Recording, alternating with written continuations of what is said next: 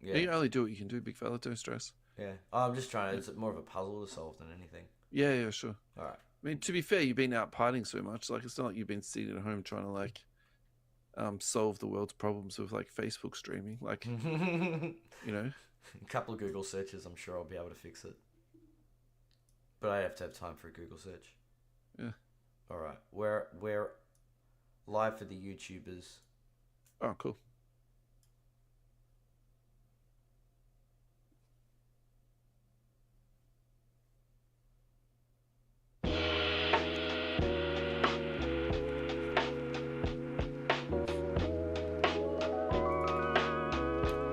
Welcome everybody to episode 145 of the You Can't Comp This NBA Trading Card Podcast. We are your host Adam, Amy, and Russell Gibson in the heat of the West and Eastern Conference Finals. How are we today? Yeah, I'm really good, mate. I'm actually really pumped up for this show. I think the last couple of weeks we've had some good OG Some original content. high octane basketball happening. Plus all the basketball's been going on. So I've been really enjoying the last few weeks yeah, hanging out, talking cards with you. And I think this week's going to be exactly the same. So last week we had a lot of stuff left over at the bottom of the sheet. So I feel like we could almost do two shows this week. We've got so much stuff happening. yeah. There's a lot. It must be this time of year.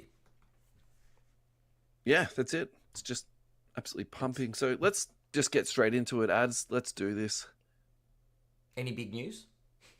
Look, I think the biggest thing that's been sitting on my mind this week is this huge sale of the Jordan rookie card, the 1984 Star. Yep. It was sold in a private sale for $925,000. The sale was verified through Darren Rovell and the Clicked, I hope I said that appropriately, media, Yep. and then also through the acquire.co site. So population 3 on this PSA 9. And then I think for me, what this started in my own head was this debate between the 1984 Star and the 1986 Fleer, which most people would consider the 1986 Fleer to be the true rookie card, or I'm using air quotes now, and I'm not trying to trigger people. I'm just trying to create conversation. And, which is the more iconic, which one is the one that you'd prefer. So I think I'm going to turn that straight over to you, Ad. Where do you sit on this side of the fence? Are you with the 1984 Star? Are you with the 86 Fleer? I think I've been back and forth on this quite a bit. It's Yeah. oh, I agree with a lot of the cases for the Star being the actual rookie card because it's a 1984 card. Like it's 84, 85. It's not 86, 85, 86. Yeah. Do you know, like it's... And then you talk about licensed, unlicensed product. I don't know. So, and just to go on from that too, so technically Star did have the license at that time. Yeah. And I think this is where a lot of the debate Yeah. and I'm not saying misinformation, but people's perceptions of the card, do vary because reading through, there's a lot of information out there, and this is the perfect time to segue into that. So what I did do was I put up a post on our own social media pages, but I also put one onto Sports Cards Nonsense. So Sports Cards Nonsense, Jesse, Mike, thank you so much, and all the admin for letting us put that post up. We really appreciate it because, you have 200,000 members, and the amount of people in comments on there was just absolutely huge, and it's very informative too. And I think also too is sometimes that page can be not respectful, but what I observed on that post, and I think that was a little bit of luck, it also could have been moderation. Yeah. People were very respectful and went back and forth and sort of fleshed it out a bit. So to talk about that specifically, so that's one of my takeaways. So I think one of the successes or failures of a card or a product, and this is probably what we're seeing between Panini and Fanatics at the moment now too, is the differences in distribution methods. So a strong argument can be made that one of the failures for that Star card was distribution. So it was essentially you had to fill out like a mailing form and purchase it through mail, or you had to get it at a local arena or local establishment. So I think that's, for me, a really interesting part of that card. Actually, it was licensed, Dad.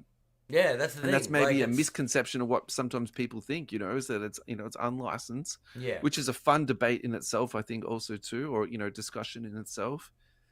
And then I think maybe I missed a little bit here with cost too. So the Star PSA 9 sold for 927K.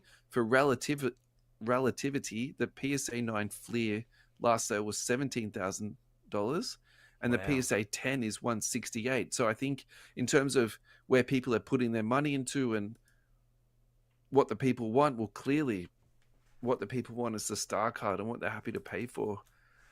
I think That's at the end of the day, what's driving up this price at such a different level is the rarity of it. There's so many less graded at that mm, high level compared to the Fleer. So I yep. think that's a big part of it. And we do talk about population quite regularly on the show when we're We talking do. about, the ultra modern stuff with, the Luca rookies, the Zion rookies, the Ja et al. Et al. Yeah. And so, and I think the last thing that really has influenced people's decision on which card they prefer is the aesthetics of the card. And I think that's something that we talk about also too, is what cards look good. I think the easiest one Yeah. that comes to my head that's a good cheap card is the Baby Kaboom, and we've been flogging that bandwagon for a little while too, and True. that really influences people in terms of what do they want from a card. They look at the Star card and say it looks like dog shit, so I don't want that card. I want this iconic Jumpman card, which is the 86 Fleer. And I think that is also the really fun part of this hobby. Yeah, that's true. you know And but it's healthy debate, isn't it? that's right. There's Yeah. 120 people in this conversation, and There's over 300 comments on the sports card nonsense one. Like, that's and right. Yeah. it's interesting. It's back and forth. It's not. It's not.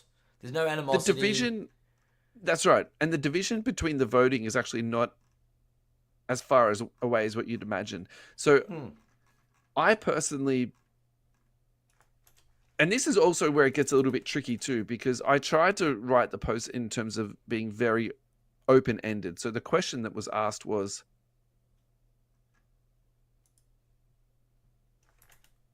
It was very simple, wasn't it? It was. Hang on. simple question, Fleer or Star? And where it gets a little bit complicated is people do factor in all sorts of different things when they're bringing through their answer. So I think if you have to say one or the other, I'm going for the Fleer. I think that is the card that I prefer. Mm-hmm. And if people differ on their opinion from me just because they say, well, actually, it's not the rookie card, that's totally fine. Like, I actually don't disagree with that, but I prefer and I covet that card, a lot more than the Star card. And then the other thing that comes to my mind too, can I be honest with you, is, and again, this is very subjective, and I'll even use the word allegedly here just so I'm covering myself entirely. Yeah. I think there is a little bit of back and forth on this in terms of the cards that were printed and were supposed to be discarded and then were ended up being sold. Mm. The printing plates are still in existence. There's all these different print runs of the card. And I think people who are very experienced within the hobby can easily tell them apart. But I think if you're someone like me who, I love Jordan, I love basketball, but I would never tell everyone that I'm an expert on this. I would never tell you that either. And so for me, it's not that obvious, can I be honest with you, Yeah. that's actually the case. And so now, being fair to the Fleer card, this is the most counterfeited card basically in, sports cards history. So Yeah. it's not like either card, comes without its problems. But I think this is where I'm going to, firmly plant my feet on this. I wouldn't touch this anything other than PSA. Because if you're going to be spending even Agreed. greater than, in my head, probably $300, that's probably where my sort of, risk profile lies at this stage. Yeah. If I'm spending more than $300, I want that money back guarantee. I want that assurity that, okay, if it's fake, well, then great, I'm going to get my cash back from PSA. Yeah. BGS is not doing that. And there's a really fantastic and fun one I'm going to talk to you later on the show about this. That's exactly that, scenario playing out. So Yeah. I'm looking forward to chatting with you about that one too. So God. should we talk about the final scores, or do you want to add something to that little diatribe? Look, I read through some of the comments, and one of the top comments was very simple. Yeah. That the 86 is an iconic card. Yeah. When anybody Aesthetically iconic. people recognize that card Yeah. as the Jordan rookie because it's always had that reputation, right? Yeah. That said, there's a case that the star is, and So where I lay on that now is that I don't view it as the rookie card anymore. I just view that as Jordan's most iconic card. And that's probably ooh, where my head has changed a little bit after reading through all this stuff. Do you know what I mm, mean? But mm. despite that, I'm still choosing the Fleer because aesthetically, I just think that is a much nicer card and something that I would prefer to have into my collection. Were there multiple cards in this run from 1984? So in that set, there's different sets, essentially like, an insert.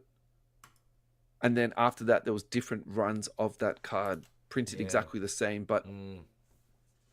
that are not considered to be the rookie card. But that's the one I was referring to before, and that Yeah.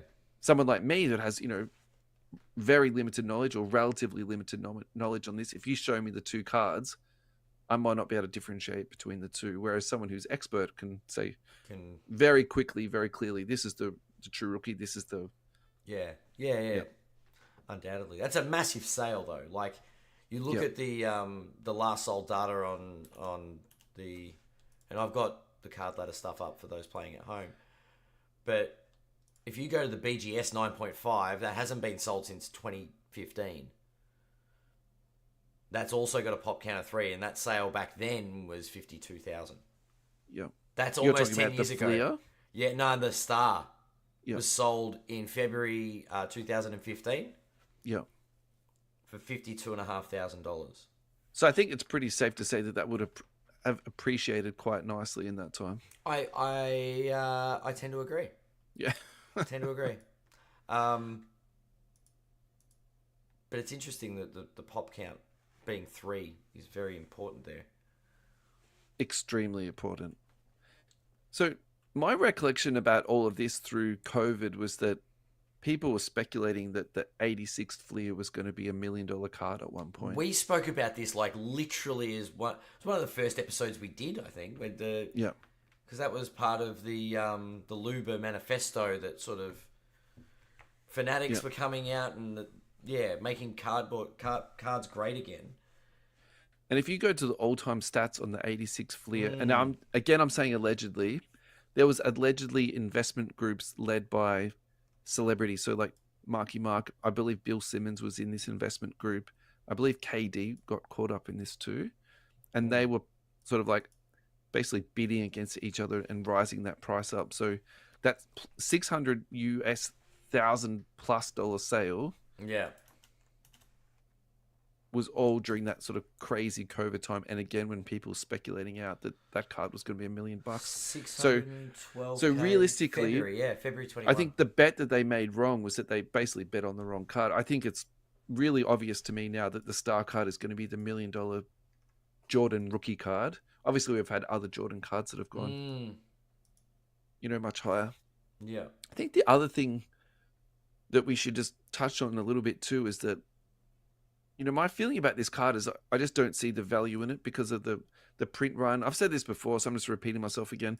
The print run, the possibility for it to be fraudulent or cut, etc., etc. It doesn't have a patch in it, doesn't have an autograph on it. It's literally just a card. 1986 cardboard. And so I'd love to speak to someone like a huge MJ collector and say, why don't you buy these hand over fist? Why are you buying his patch autograph stuff? Because actually I wonder in the long term if, we're talking about this and it's getting a lot of shine and all that type of stuff, but then people in the background are just sitting there just snapping up these, delicious patch autographs of Jordan that he's never signing again. I think I don't think that's even controversial to say. I can't imagine he would be. What is the scenario that plays out that he signs again in, official? He's a gambler. NBA? I'm kidding. He's a billionaire. There's no reason. I reckon a guy like that with that much money, he wouldn't even be signing his own name. He would have a handler that would be signing off his document. You know what I mean? He'd have like a full-time lawyer just sitting there at his. So you're trying to ask what's the motivation? What would motivate this guy to sign some cards? To take some time out of his day to sign some cards? It's just not worth his time. Just imagine. And look, I'd love this to happen if he could snag a deal with Tyson Beck. I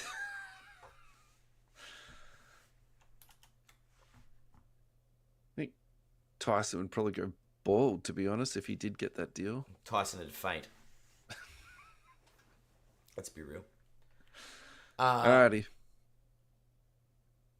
So I was tempted to use the drum roll again, but I don't want to overuse this sound effect. So the results were 52 for Fleer. Yep. And 60 for Star. Now, if someone counts differently to me, that's fine. I don't have a problem with that because there was a few people went on these huge, elaborate comments, and I couldn't even work out who they were voting for, so I just omitted those. And so on our unless own there page, was a clear, yeah, okay. You could have an opinion and you could vote, but you couldn't be murky about it. So I was like, right. Then on our own page, it was 6 plus 6. Yeah. So the final score was 66 to Star and 58 to the Fleer. So our winner, the Star. Yep. That surprises me. That surprises me. Maybe that's a sign of the recognition this card is getting now. I think over the last couple of years it has got traction and there has been a lot of shift. So I think what I was trying to, really achieve here was get some sample size, get some validity to, what we're talking about. I still think, it's better than 12 votes, obviously, but at the same time too, it's relatively small sample size because I think the people who would be voting on that are a different type of fan that might perhaps view that the 86 is more iconic. So maybe the casual fan is the person who views that as more, or the investment groups, think that's what is what. Whereas, true hardcore people who are, loving it, love the hobby, etc., etc. So anyway, look, I think that's a good place to leave it. Let's go to a quick break and we'll be right back. Thank you, Amir and Team Bangman, for your ongoing support. You are now our primary sponsor of the podcast, Amir. So thank you so much for all your hard work behind the scenes working with us. May Bronze Edition has dropped of the Bangman's custom repacks. 2021 Prism Cello, 23-24 Prism Blaster Pack, 21-22 Mosaic Fanatics Blaster Pack, 21-22 Optic Timor Pack, 2021 Flux Blaster Packet, 21-22 Select Timor Pack, 22-23 Select Fanatics Blaster Pack, 19-20 Hoops Premium Mega. I love the Hoops Premium, delicious. 22-23 Hoops Blaster Pack, 19-20 Chronicles Blaster. So we've got a range of years there to try and hit you some nice rookies in that. All 10 packs for $129. Pay ID, PayPal, Afterpay, ZipPay. Hit up the Bangman on Facebook and Instagram. And again, Amir, thank you so much for all of your ongoing support and love. And on that same note, a little bit of a sad goodbye for us. So DJ Cards have fallen off our sponsorship roster. We wish DJ and his team nothing but the best. We hope that he comes back again soon to work with us because, again, it's been an honor and a privilege. So guys, check out DJ Cards. They run a repack called Slambox, which is amazing. And I'm saying that from my own personal experience going in his breaks. I might not have always hit, but in terms of value for money and the thought that they put into that product, it's a really good product and you will enjoy yourself out there. So we are back. And this next segment is from our friend Ryan from Gemrate. And we're going to listen to a clip from Ryan. He's going to be talking to us about a segment. To be fair, he actually did this probably 2.5, 3 weeks ago. Part of that was Ryan was a little bit slow to reply to me. And part of that was that I forgot to put it into the run sheet last week. So, a little bit my fault. A little bit of both. A little bit of Ryan's fault. Like, let's be fair. We need to share the blame on this one, right? I'll sit back and eat popcorn. Eat popcorn. Have a listen to what Ryan's got to say. Look, he's a really smart dude. So if you don't understand it all, you're in my boat. I probably understand about 50% of what Ryan says. Yeah. He's a smart guy. But look, what he's going to be talking about is his iconic tracker, which is something that he's basically come up with.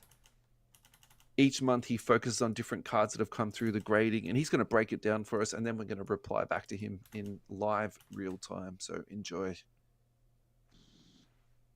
Hey guys, it's Ryan from GemRate here. Just wanted to provide some quick notes on our April iconic tracker that we released over the past few days. Overall, it was actually a little less of a noisy month for the overall trends. There are 105 cards that we track every month, and the volume graded for those cards dropped 1% compared to March and was down 21% compared to April of last year. That's a pretty similar trend year over year from the March report as well. So we're kind of seeing things hold a little bit steady here. Things are definitely down with these specific cards on our tracker year over year. Um, but I don't think there's anything to raise too many flags or to be too alarming here. It's just a trend that we're sort of seeing, which is a little bit of a decline in volume in some of the more iconic cards. That is important. The reason we've come up with this report, and we've mentioned this a couple of times, but that's in comparison to the record-breaking trends we're seeing on an overall basis. So the reason the iconic tracker exists is to specifically hone in on the cards that a lot of people care about in this hobby, not necessarily some of the more frequently graded ultra modern cards that are driving a lot of the activity you see in their overall trend. So just important to highlight that. Um, and then from a basketball specific standpoint on our tracker this month, a couple things to highlight. Well, actually, let me just step back. From a share change standpoint, which is one of the things we also highlight, we have two ways we measure it. There's the population weighted trend, and there's also the equal weighted trend or share trends. The population weighted is something that doesn't account for or will factor the volume a card is graded. And the more cards graded, the more impact it'll have on the share calculation. So something like the 1986 Fleer Michael Jordan is actually one of the more impactful cards when you look at population weighted, especially from a basketball standpoint, because it's graded quite frequently relative to a lot of the cards on this tracker. A lot of the cards in this tracker are things like very infrequently graded, like a National Treasures Luka rookie or a 2013 Giannis rookie. You have a lot of vintage cards, basketball cards in this tracker as well. You have a lot of things like precious metal gems, like the Jordan precious metal gems and things like that as well, or the jambalayas. So the something like a 1986 Flair Jordan is going to be graded significantly more. So that's going to have more of an impact on something like the population weighted, or the equal weighted trend that we share is allows every card to sort of participate equally. So, if somebody were to grade a 2018 Luka NT RPA, that could have a pretty big impact because those are rarely graded. And so if you graded a few of those, a few cards with lower volume that you typically don't see, that can have a big impact on the equal weighted average. So setting with that set, PSA did lose about 1.6% share in April from a population weighted standpoint to SGC. So what that means is SGC is just seeing a little bit more of the higher volume cards. And then PSA gained about 3% share, a little over 3% share on the equal weighted, which just means that PSA happened to grade a few more of these less commonly graded cards in April.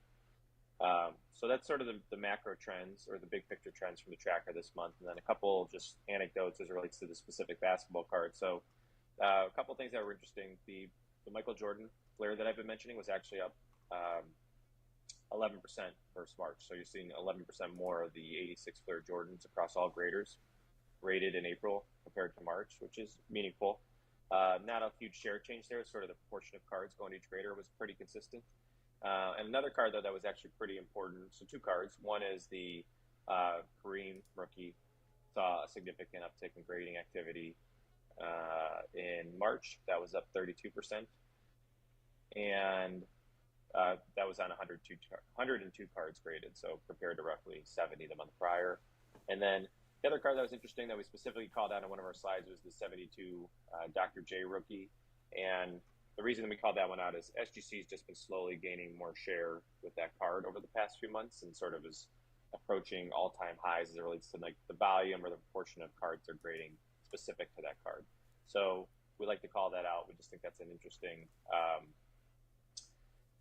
card to highlight, which does play into sort of SGC's sweet spot for strengths with vintage right now. And so that's just most people I think do associate SGC more commonly with baseball vintage, but you're definitely seeing some of the work that they've been putting in over the past few years start to creep into things like basketball vintage as well. So those are sort of the big picture trends. Thanks for giving me a couple minutes to walk through sort of one other really interesting anecdote, because we do have one slide that sort of highlights just cards that are really rarely graded. So these are cards that either you don't see any of in a given month typically, or maybe you see one, or maybe you see two copies.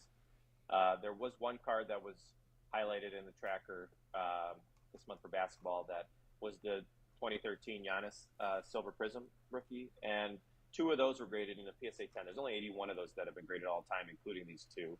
And so it's pretty unusual to see two of those graded in a single month. And we did see that in April.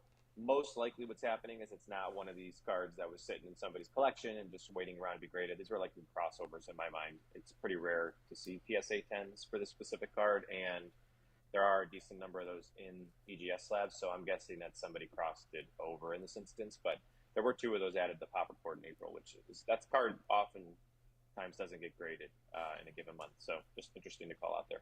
But that's it. Thanks for giving me a few minutes to talk about the iconic tracker in April, and hope everybody finds this interesting. Well, thank you for that, Ryan. We really appreciate contributing to the show and all your contributions to the hobby, Ryan. You really are an asset to the community. Where do you want to start, Ad? I'll let you kick this one off. There are just numbers just rolling through my head right now. I'm actually looking at the tracker. I went through. I filtered it by basketball cards only, trying to follow it for what Ryan was talking about looking at the trends. Well, not looking at the trends so much, but yeah, like, oh, you can actually do it. Most common grade. You could pop it out to a new thing to hash. Can you? Come on. Oh, iconic tracker. Notes to consider. Oh no, that's specific notes on specific on the. Okay. I can view. Huh. It's actually got a link to the card ladder feed. Beautiful.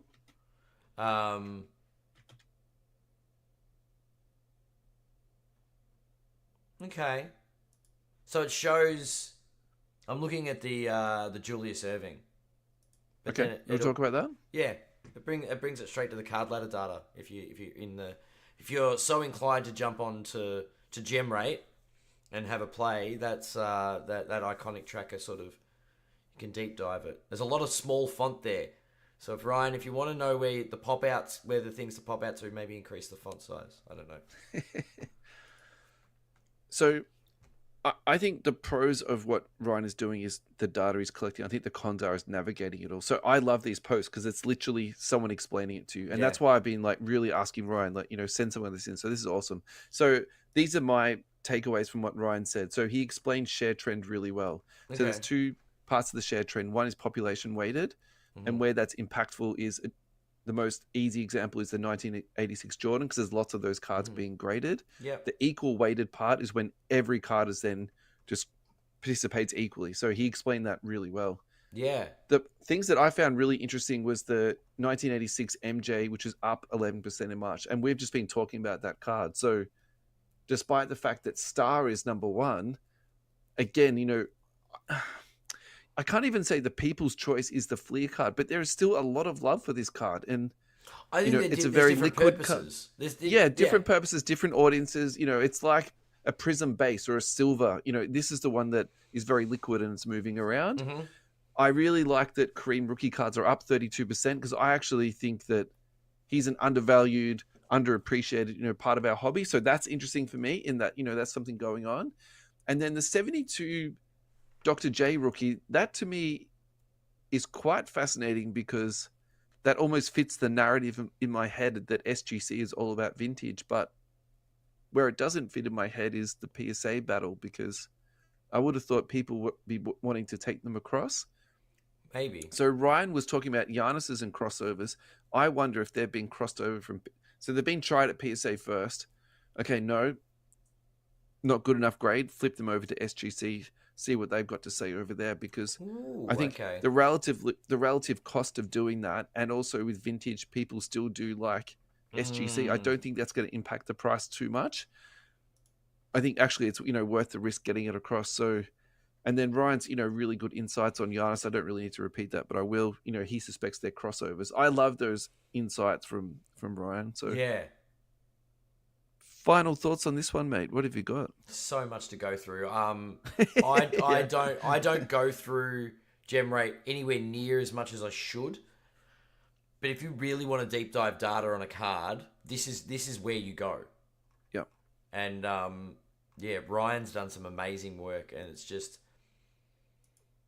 it's really got this such a broad range of information that is condensed and sort of laid out for you to play with however you want, to understand cards in ways that I don't think as an individual it's easy to do. And this is all the information's here in one spot. So yeah, no, this is amazing, and it's you always find something curious about a card that may not grade particularly well in a certain way, or yeah, you can find opportunities, I think, is the message I get.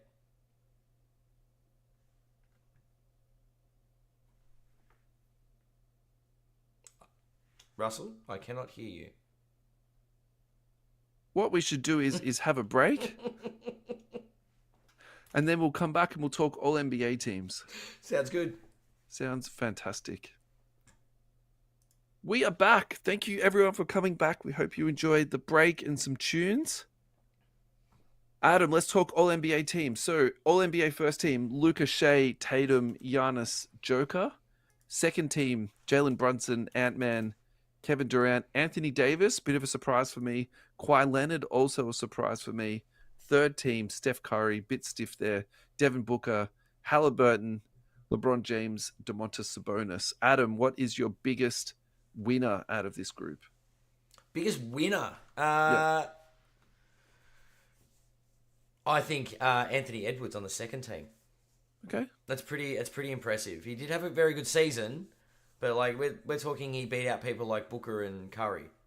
Yeah, specifically you know what I mean? Curry. Yeah. That's the one. Yeah. Yeah. And Halliburton too. Like, as far as guards go, like, wow, that's impressive. Yeah. That's my answer is Halliburton, because for two reasons. Small market, he's had a massive impact to be named onto that. Yeah. I do wonder some of these commentators don't even know who the Indiana Pacers are, to be honest. Like, they're on national TV and No. they're an NBA team. So that's, to me, really good. Also, too, from his financial standpoint, he now gets a massive bonus. So congratulations Sweet. on the extra cash, brother. Domantas Sabonis, though, like, he doesn't get the love he deserves. Honestly, he seems to get snubbed in a lot of things, and it's nice to see him actually sneak into the third team there. Yeah, no, definitely congratulations. And he's played really well this year and a massive part. But you know what I'm going to say. I think he should have been left off and Fox should have been on there. But, like, whatever. One king for another king. That's it. Sacramento gets their representation. That's it, yeah. All right, biggest losers. What have you got? Biggest losers? Yeah. For me, it's Steph snubs? Curry. Yeah, maybe. But Brunson and Edwards did pretty damn well. Definitely. Who makes But the second I just team feel then? as though, in my head, the hierarchy is still that Steph should be first team and someone should be knocking him off. And so for him to be knocked off to third team, that's where I'm kind of a bit, is that right? Particularly with Kawhi Leonard in the second team. Like, that doesn't sit well with me. Kawhi's a bit of a surprise. Yeah. KD?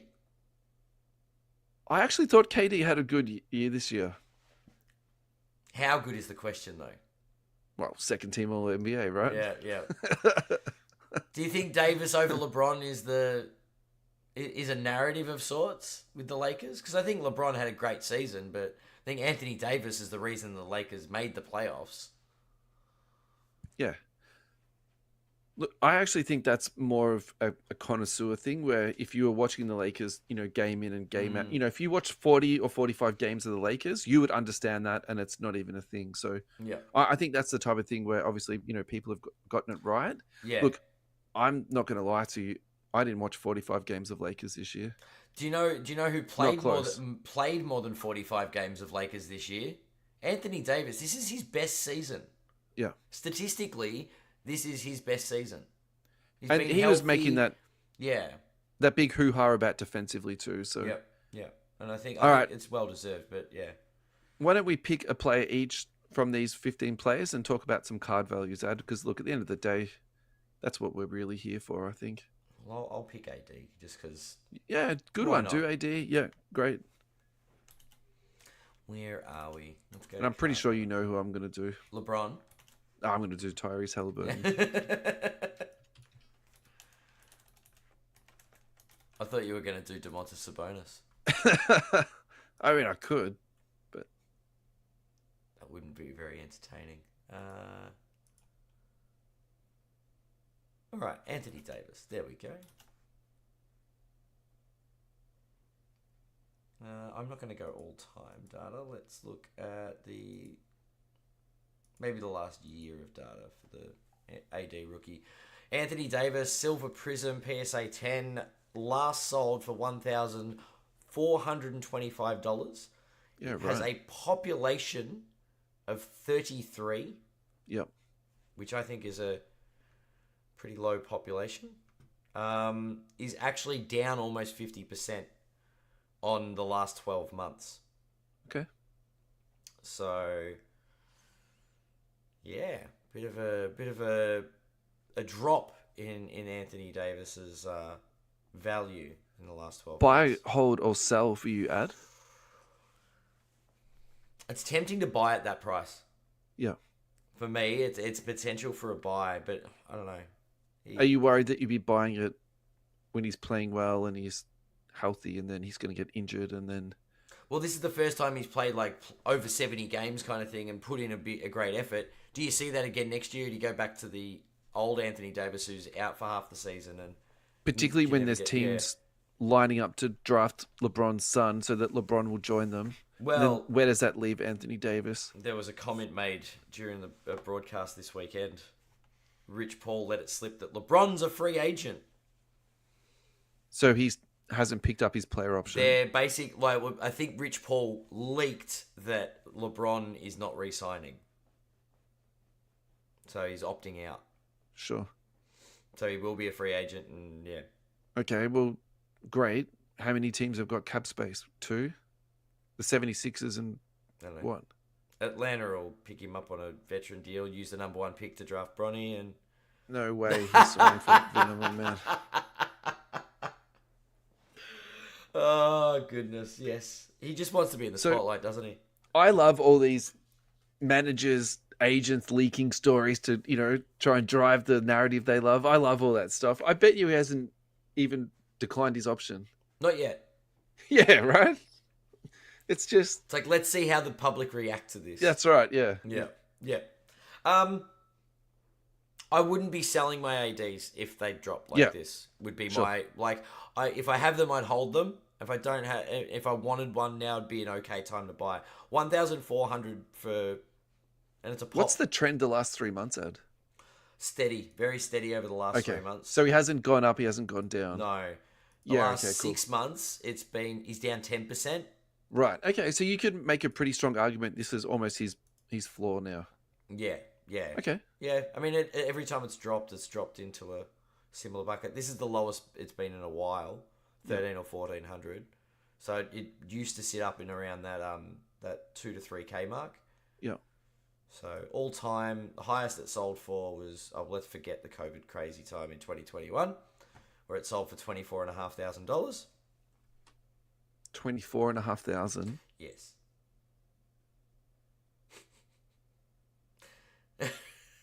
I'm shaking my head for people at home that can't see my face right now. Yeah, 24K March 12th, 2021. What were these people thinking? Yeah. And then... Suppose we all were bored and had COVID. And... May 23rd, so literally like 3 years ago, 8,600. Yeah, right. Do you ever see those numbers and go, actually, this is a really good deal because of how much it's gone down, despite the fact it still might not be a good deal? I look at the other sides of the mountain to see where it's sat, and no. Yeah. If I ever have one of these, I've got a Kobe rookie that did something similar, and I'm like, as much as I love that card, there are times I wish I'd sold it at that point. Yeah. Yeah. All right, I'm doing Halliburton now. There's a reasons why I'm doing Halliburton. He was drafted by the Kings. I like the Kings. I'm holding some Halliburton. That's no secret. The other reason why I like him too is because I find him very divisive. So, for example, if you compare him to Anthony Edwards is all dunks and scoring and swagger and trash talk. Halliburton's a really broken but effective jump shot. Not above the rim. He's below the rim. He's very intelligent. He's very well spoken. He doesn't trash talk. They're so different, right? Very, very much so. So that plays into my mind too. Should I just be buying into somebody who's all the hype and, not the skill? But I do like the skilled guys. Now, the other reason I'm a little bit divided on this too is the price. So at the moment, he's pretty much an all-time high. His last sale is a straight upward line. That could be just a one-off. It could be the new trend, but I suspect it's a one-off and it's going to come back down. Last sale was $485. All-time high is $510. In my head, the $350 price is probably where I'd be liking to be buying this. And before that, actually, it was sitting around the $315, $485 mark. It was sort of fluctuating up and down a little bit there. But look, I think in terms of long-term being like a high-end prospect, this year you might actually argue that it is, 2 or 3 years ahead of time where he should be. So that would be your future prices argument. Yeah, and they've been very fortuitous in terms of their playoff seeding and then bracket and then also injuries. Yep. But at the same time too, this has been amazing because now he's getting a lot of people, watch this guy play and he's been really good. Look, he's had some moments. He was out, but sure. And look, he's probably not going to come back this playoffs. I would suspect he's cooked now, but he's had his moments of being, pretty bad, but he's also had his moments too of just being, breathtaking and 100% of his skills have been on display. So, I like this kid a lot, and this is probably something that, I'm just going to keep watching at this stage. I personally think this is a sell for me at this point or a hold. Probably not being a buy yet, but the other thing that's also in my mind too is a little bit was all that stuff we said about Anthony Edwards. We were like, don't buy this now. But then, what did it spike up to? 1.3. Do I think it's going to go to 1.3? Probably not. But, that's still in the back of my mind there. So Nuggets and Wolves, we haven't spoken about this since the last podcast. So it was an absolute Game 7 classic. If you haven't seen it yet, get onto League Pass, get onto whatever alleged illegal streaming service that you use that's not League Pass if you don't have League Pass. It was an absolute classic. If you're short on time, watch from sort of halfway through the third quarter through to the fourth quarter. It's just amazing TV. It's just all the reasons why I love sports and I love the NBAs, because the Nuggets were winning by 20 and the Wolves come back and just blew them off the floor. It was just a breathtaking display of power. I think is the right word. Yeah. They willed it. They willed it. It was the will to win. It was a team effort too. Like, it wasn't just Anthony Edwards. It was everyone. It was Rudy Gobert with fadeaway jump shots. Like, what's going on? Yeah, sure. It was a good team effort from the Wolves, and I don't know. It was surprising. Like, I thought they were capable of it, but until it actually happened, it was like, really, the Nuggets are gonna get dethroned?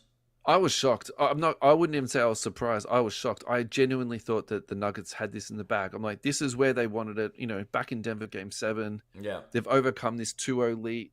Yeah. Deficit. They've regained the series. Bang. Yeah.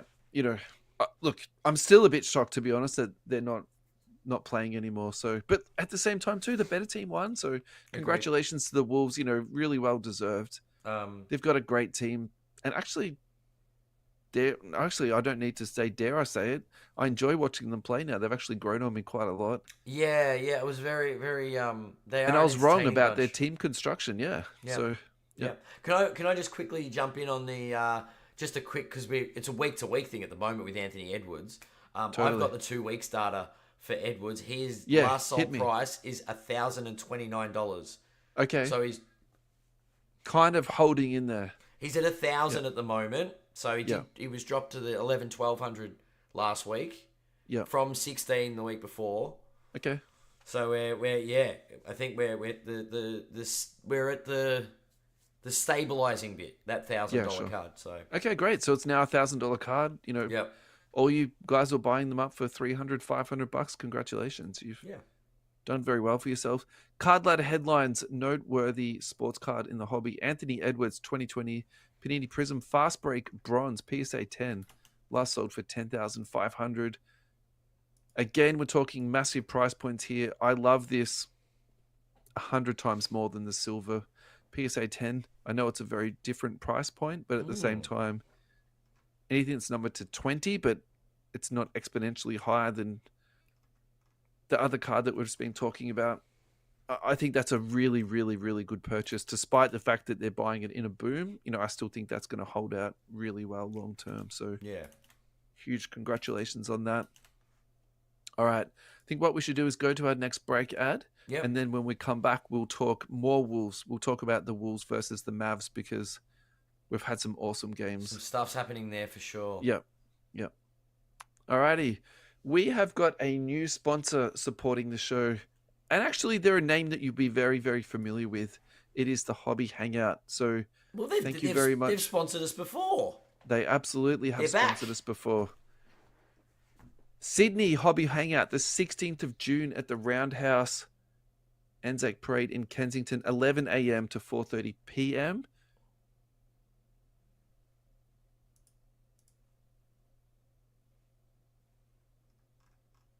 Sorry, I have to put a footnote into this and fix it up because he told me where he wants me to sell the tickets and I'm having a blank 45, 47. Sorry, Ed, give me 2 seconds. Yeah, that's all good. It's in email. Because I clicked on the link and it's not what he said. I'm looking at the ad, yeah. Yeah. Because, that link is not what he told me to say. The tickets, not at the Hobby Hangout. Yep. Yeah.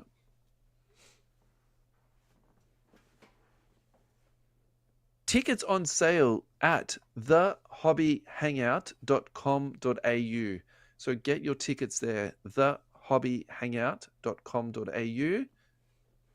Furthermore, speakers, sports cards, 75 plus stalls, live breaks, trading zones, trading card games, entertainment. They've got it all. Lane Pierce is going to be there from the Hobby. Poker Zone, Breaker's Den, a panel featuring Matthew Payne. They've got heaps of stalls, Eastside Collectibles, One Stop Poke Shop, Gamers Combined, Neon Trading Cards, on and on and on and on. Thehobbyhangout.com.au, 16th of June.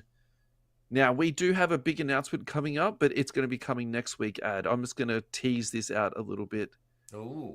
We can't say anything, but it's got to do with the Melbourne Hobby Hangout. That's all I can say. Ooh, there's a Melbourne one. There's going to be another Melbourne. Of course there's going to be another Melbourne. The announcement is coming imminently in the next couple of days, but that is going to be coming from official sources, not from us. Our focus is on the Hobby Hangout Sydney at this That's stage. correct. That's what the advertisement was right. about. Exactly. We are focused on that at the moment. But don't worry if you're in Melbourne. You won't miss out. Wolves versus Mavericks. The first 2 games have been insane again. Luka has been absolutely dominating. Not that we will give Luka any acknowledgement on this podcast. We will only poo-poo this kid. You can't effing comp me. I'm sure that's what he said as he hit that game-winning 3 over Gobert. Oh, come on, man. That was awesome. Even if you're not a Luka fan, that was sick. Yeah. Yes. I'm waiting for him to tell me I can't comp his cards anymore. But yeah, it was. Look, cometh the moment, cometh the man, and this is. Yeah, well, Lucas stood up. Yeah. For the lip readers at home, I think their ears were burning. That's all I can say. The language was not PG or G rated. It was that definitely he said colourful. to Gobert. Something in there about "you can't guard me" was the words that he used. He said he was speaking Slovenian. I don't know what you're talking about. I'm sure it was still something about "you can't guard me." Oh, so that's player versus player. You're gonna like this ad. Luka versus Anthony Edwards. Righty, Luka Doncic fast break black 1/1 BGS 9.5 autograph 10, or the 2020 Donruss Optic Anthony Edwards 1/1 signatures fast break PSA 9. The Luka sold for 15, nearly 16K, Mm-hmm. and the Anthony Edwards sold for 9.7. Ad, what have you got? Ooh, I'll probably take the ant. Okay. No offense to Luca. No, I'm not. I'm not offended at all. But it's a one of one versus a. Oh wait, is it? Yeah, they're both one of ones. They're both one of ones. Yeah, one's graded by BGS, one is by PSA. Oh, one's a 9, one's a 9.5. Oh, this Yeah. is tricky. It's super juicy too, isn't it? Well, Particularly, I can't rag on the pop count of the Luca if it's a one of one. no, you cannot. Oh, pop count of one, fine. Nah, I'm still gonna go with Anthony Edwards. That's cool. Yeah, yeah. All right, I'm gonna break this down. So for me, a one of one, I would like to know that the card is in relatively good condition, and after that, I'm not too fussed because it's a one of one, right? So whether it's BGS 9.5 or a PSA 9, even if it was PSA 10, that doesn't move my needle very much. So let's just sort of put that as even, right? Suicide, yeah. They're both one of ones. I actually find the Luca more aesthetically pleasing. Now, also too, I'm looking at Luca's autograph or Luca's mum's autograph in this instance. That to me looks like it's an on-card autograph, whereas the Edwards is very clearly a sticker autograph. So again, I'm going to give the Luca another point. Now, I think where all of this, particularly in the short term, where this is going to be super interesting, because in 2 weeks' time, if Edwards reels off 50 points for 3 games in a row and the Wolves win 3 games in a row, we might feel differently about this. But where I'm sitting right now, Luca has just gone balls out, talk some amazing trash. They're up 2-0 on the Wolves' home court. We have to acknowledge this. So, Agreed. Look, I've kind of always been Team Luca anyway, just by default because of how much you hate Luca. I don't hate Luca. That's not the message you portray, though, Adam. I think the public overrate Luca. Okay. They're giving him his ticker tape parade before he's won the trophy. Hobby-wise, yes, but in real life, no. So I'm going with the Luca. Look, I really like this card. I think if I was buying it, though, the price difference, does come into play. So if I'm just going on price ratio alone, actually, I think the Edwards is a really good buy. But yeah. I think if I'm spending that much money, I want an on-card autograph. I know that's a funny thing to say, but I think so that's probably the reasonable, rational. Yeah. All right. Next on this run sheet is Wemby. We have to talk about Wemby. He's not even in the playoffs. Why are we talking about Wemby? Well, actually, he has done something significant. So he's the first rookie ever to be selected NBA All-Defensive First Team. So that's pretty cool. I think that this is something we should, at least discuss. So it actually says here, the other people who were named second team All-Defensive, but not first, Kareem, Hakeem, Manud, Bol, Tim Duncan, and David Robinson. So, he's in really, really good company here. Not too bad. Yeah. Those players did all right with their careers. So when Gobert got named unanimously the Defensive Player of the Year, I actually thought I was going a bit crazy because I thought he was going to get a lot more votes than how it played out. So this has sort of regained my sanity a little bit because I'm like, actually, okay, good. People do acknowledge he's a good defensive player, but they just say he's a step down from who the winner was. Okay, so I'm totally fine with that. But at the same time, too, I do think he was done a little bit dirty on that voting. So I think what we should do, this is a really good time for us to check out let's have a look at his base, because I was actually having a look at his base. Wemby? Yeah, PSA 10s. And he's had a lot of movement in that space. So I think now's a good time for us to segue into some cards from that little bit of knowledge. Card ladder doesn't want to play.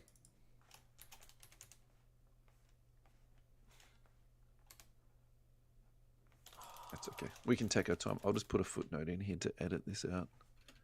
53.43. Because he's down like 35-something%. Oh, really? Yeah. Is he not on card ladder? He's on card ladder, isn't he? The Prism is it? Am I going crazy?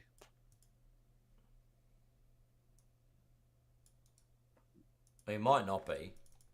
Surely. He should be there raw, shouldn't he?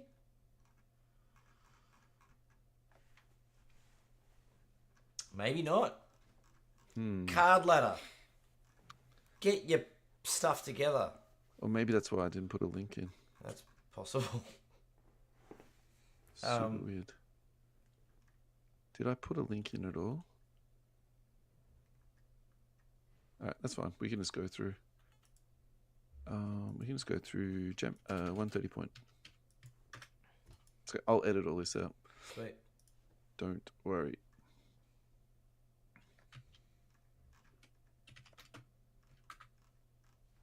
Curious to know what the going rate is, though.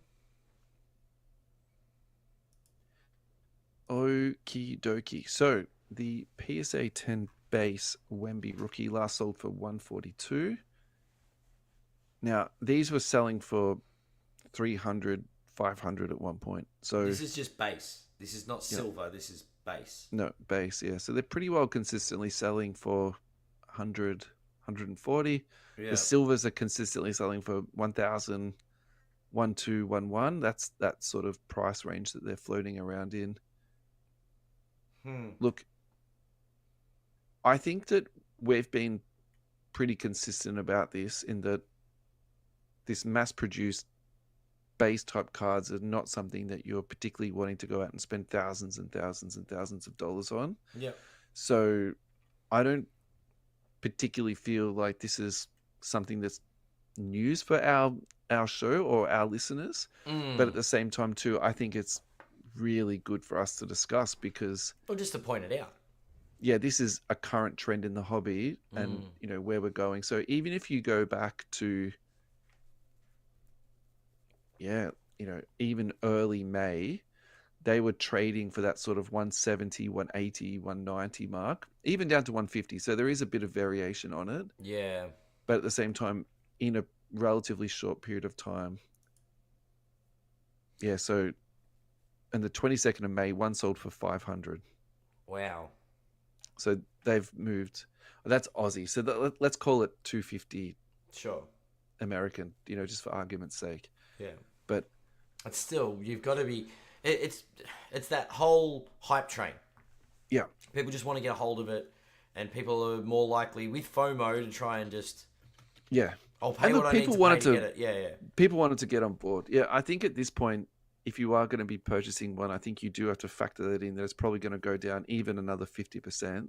Yeah. Because I think, we talk about comping cards sometimes, and it's a little bit difficult to directly comp. But why don't you look at, say, a Zion Williamson base? Why don't you look at a Ja Morant PSA 10 base? Look at the all-time history on that. So this is where that type of data, comes in, really handy. The historical data more. Yeah, That's right. Definitely, yeah. That's a good point. You can look at a card that has, or a player that has had a similar journey, and then sort of timestamp where that journey is applicable. Fast forward 3 years and, where are we going to be at? Yep. Right.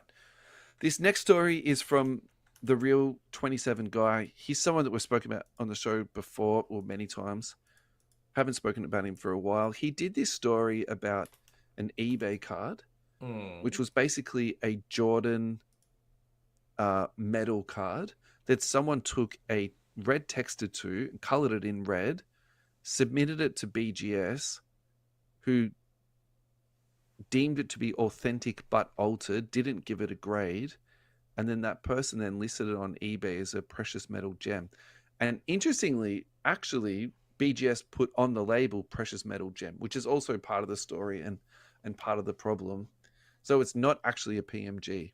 So PMGs, how you would work this out quite easy. So PMGs are numbered. This is an unnumbered card that's been colored in red. So it's been altered to have the numbering removed. Yeah. But again, we were talking about with the different variations of the Jordan star card.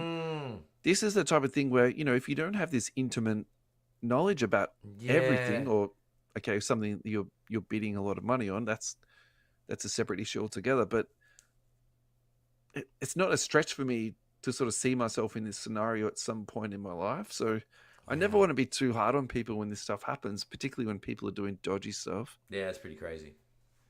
So fast forward 2 weeks, it actually sold for $23,000 on eBay. The person's paid for the card. So now you know, the next update or, next week, what I hope we're going to hear is that it fails the authenticity process when it goes through eBay, because it will go through that process. Yeah. Speculatively, people have been saying on the post that the Real 27 guy put up is that the authenticators from eBay will look at the slab and that's it. They won't actually judge the card examine at all. the card per se, so it'll pass that. And then can you get your money back through the eBay guarantee? I'm not too sure about this. So look, I'm going to put my opinion, very early on here. And this is for me probably an echo chamber a little bit, because this is where PSA is king. So if this was a PSA card, you would return the card back to PSA and they're giving you back your money. That's what the money back guarantee is all about. You're not getting that from SGC. You're not getting that from BGS. So I don't think that necessarily gives them an easy out, because I think this looks absolutely putrid for BGS. Wow. It's, yeah. But I'd also say too, like, this is the bed that I'm now lying in. I'm very happy with a PSA pillowcase and a PSA duvet wrapped around me at night. Surprised you're not wearing your PSA hat. Cap. Yeah. PSA colored makeup too. Do you know what I mean? Like, I'm just go all in, but this really just hammers that point home though for me. Like, that's it. That's all I've got to say about this. I'm going to turn it over to you. Ballsy move. Just dodgy though. And this is where you've got to do your research. Anything you get into, if you're new to the hobby and you're buying, just to interrupt, where I disagree with you on that though is you trust that BGS have done the right thing, right? Yeah, that's what I'm saying. Like, that's true. I can see myself in the situation, Ad, right? Because you go, okay, great. This is a PMG. My first this is question, a Jordan. if the card says altered, is how is it altered?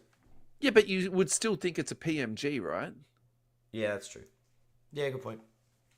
This is where I'm a little bit conflicted on all this. I don't want to go too hard on the buyer here.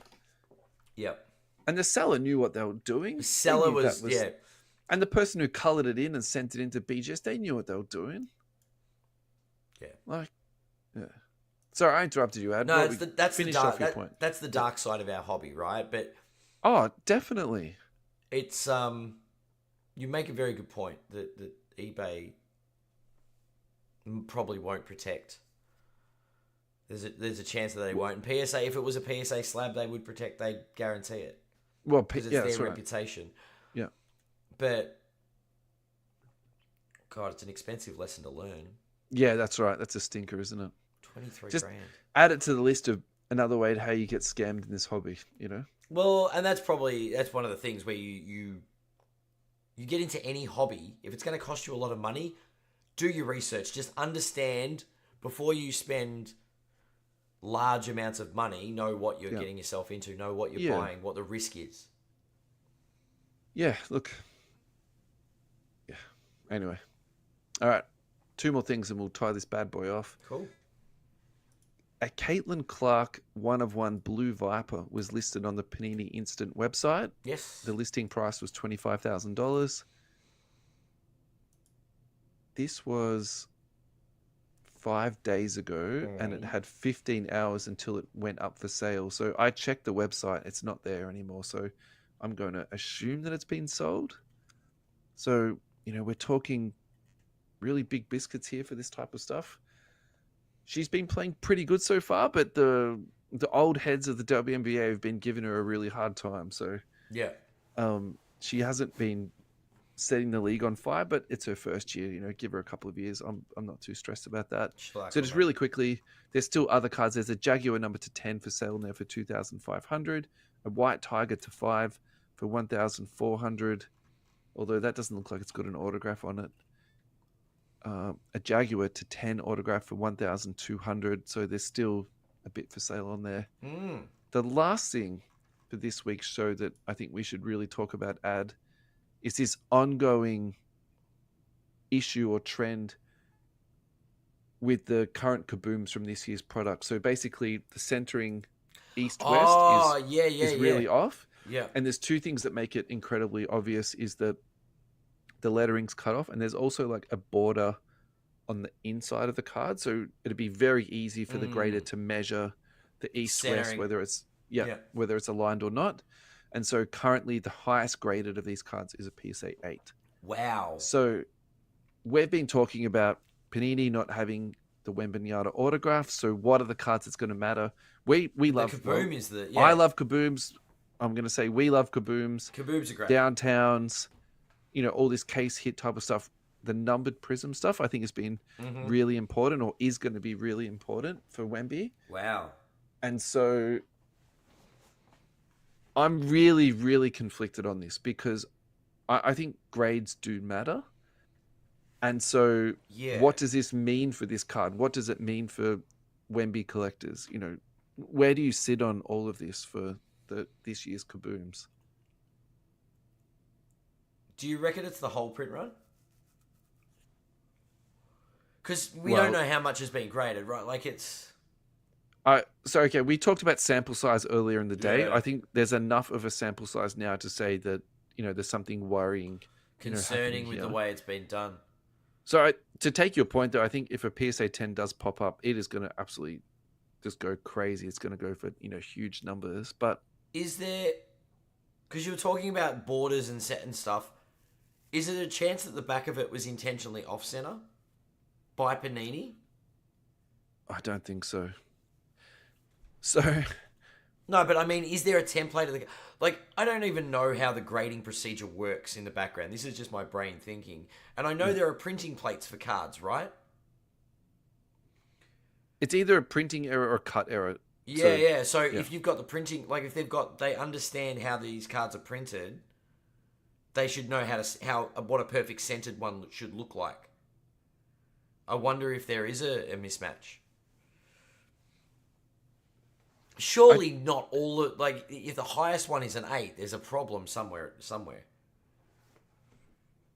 Yeah, I think the root cause of it is actually it's a printing thing. So putting my conspiracy hat, I'm using the alleged words, all the rest of it for these next two things I'm going to say. So Panini have been using different printing plans for their products this year. Some Prism's been printed in Mexico. Now the Crown stuff was printed in USA. So going back to previous years where we've had a few printing problems, let's be real here. It's traditionally all been printed in the USA. I actually think the stuff that came out of Mexico this year was pretty good. So I wonder if these printing plants in the States have just got systematic problems in them. Yeah. Yeah. Far out. I just look problematic for maybe we should just be getting them authenticated. Or just leave them in a really nice one touch, like a magnetic, and just show it off like authentic. Look, if the card gods smile at me and do grant me a Kaboom, I'm not going to send mine off to PSA. I'm just going to keep it raw and just put it into my special, my lockbox. I think that's it. Yeah, agreed. Final thoughts, Ad? Well, I'm not chasing this year's Kabooms. No. Okay, all right, you're out. You're out of the crown breaks. No. Look, I don't know. Watch this space on Luca is my final thoughts for this week. Let's go, Mavs. Let's see if I'm if I'm going to have to eat some humble pie. Mavs in 5, eh? Wolves in 7. Thank you to all of our Central Coast radio listeners. Thank you to all of our podcast listeners. Thank you for all of your support on social media, your interactions, your likes, your comments. We can't get enough of it.